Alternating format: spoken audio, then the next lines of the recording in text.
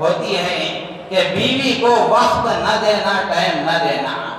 آدمی گھر میں داخل ہوتا ہے، جوائنٹ فیملی ہوتی ہے، ماں باپ بھائی بہن سب ملے ہوئے ہیں، تو سب کے لیے اس کے پاس وقت ہے، بیوی کے لیے تنہائی میں دو بول بولنے کے اس کو وقت نہیں ہے۔ رات میں تھکا ہارا گھر میں آتا ہے، گھر میں آنے کے بعد جو کچھ وقت اس کو ملتا ہے وہ ماں کے پاس بیٹھ کے گزار دیتا ہے، باپ کے پاس بیٹھ کے گزار دیتا ہے، بھائی بہنوں کے ساتھ بیٹھ کے گزار دیتا ہے۔ بیوی تکتی رہ جاتی ہے کہ میں اپنے دل کی باتیں اس کو سناؤں، اور بیوی تکتی رہ جاتی ہے کہ میرا شوہر میری خیریت مجھ سے دریافت کرے اور میرا حال احوال مجھ سے پوچھے۔ میرے عزیز و دوست بزرگوں، اب تو نہ بیوی کو وقت دینے کا ماحول ہے، نہ ماں باپ کو وقت دینے کا ماحول ہے۔ اب تو سب کا وقت موبائل، فیس بک، واٹس ایپ پر لگتا ہے۔ گھر میں داخل ہوئے تو واٹس ایپ آن ہو گیا، گھر سے باہر آئے ہیں تو واٹس ایپ آن ہو گیا، کسی کے حقوق کا کوئی خیال نہیں ہے۔ میرے عزیز و دوست بزرگوں، بیوی کو وقت دینا اور اس کے ساتھ تنہائی میں بیٹھ کر دو چار باتیں کرنا، اس کی بات کو سننا، یہ بڑی بات ہے۔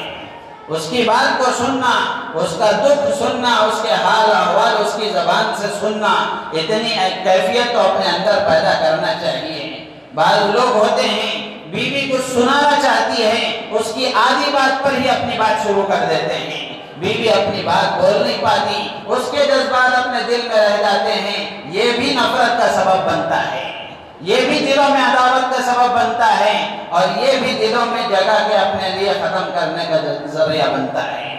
تو اس لیے گھر میں بیوی کو تنہائی میں وقت دینا، تنہائی میں دونوں کا ملنا صرف وہ اپنے ایک کام کے لیے ہی نہیں ہوتا، بلکہ دونوں آپس میں ایک دوسرے کے ساتھ پیار محبت کی باتیں کریں، ایک دوسرے کی خیر خیریت دریافت کریں، یہ بھی مستقل مطلوب ہے شریعت میں، یہ بھی مستقل مطلوب ہے۔ اس سے آپس میں ایک دوسرے کے دل اور زیادہ قریب ہوتے ہیں، دلوں میں الفت بڑھتی ہے، دلوں میں محبتیں پیدا ہوتی ہیں اور انسیت پیدا ہوتی ہے۔ انسان کو ایک انسان سے انسیت پیدا ہوتی ہے۔ کتنے میاں بیوی ایسے ہوتے ہیں برسوں ان کے گزر جاتے ہیں لیکن دونوں کا مزاج میل نہیں کھاتا، بچے ہو گئے، داماد بھی آ گئے، بہویں بھی آ گئی، لیکن دونوں کا مزاج میل نہیں کھاتا۔ وجہ اس کی یہی ہے کہ دونوں آپس میں بیٹھ کر ایک دوسرے کے مزاج کو سمجھنے کی کوشش نہیں کرتے ہیں، ایک دوسرے کا مزاج معلوم کرنے کی کوشش نہیں کرتے، جس کے نتیجے میں زندگی کا ایک لمبا عرصہ گزر جاتا ہے، ایک دوسرے کا مزاج ایک دوسرے کو معلوم نہیں ہوتا۔